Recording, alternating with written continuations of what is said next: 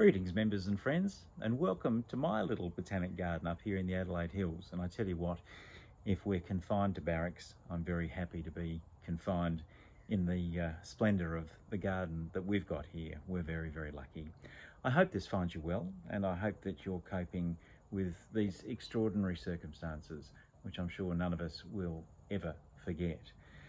I really wanted to just touch base quickly and let you know what's happening behind the Society's closed doors at the moment. And it's such a shame that we've had to shut down our various programs and to close the rooms during this extraordinary period, but we really have had no choice. However, Council have certainly been active and meeting in the interim, and things are happening behind the scenes. So just to tell you a little bit about some of those. Firstly, of course, this month, in the month of April, is normally when our AGM is held. Of course, we can't physically meet at the moment, and at the council meeting we held this week, we've decided that we need to proceed with the AGM, and we're working now on ways to do that.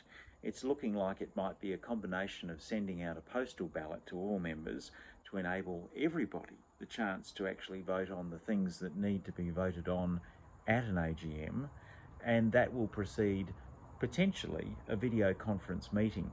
Now, that would be a first for the Society, and we're not quite sure how it'll go, but potentially it opens up participation at an AGM to an even broader audience, to some of our members who are further afield and can't get to an AGM normally.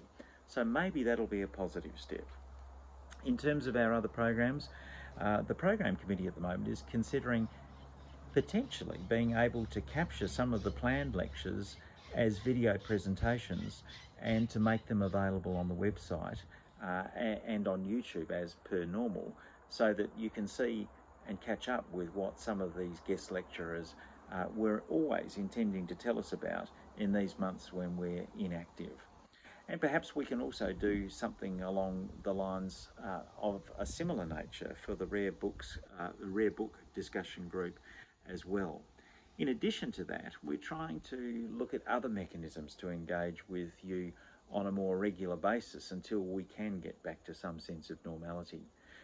We're thinking about trying to get out a much more regular newsletter just to let you know about things that are going on, and there are all sorts of things now happening in the virtual world that we can log into or look at online that potentially will be things that may be of interest to you during this period.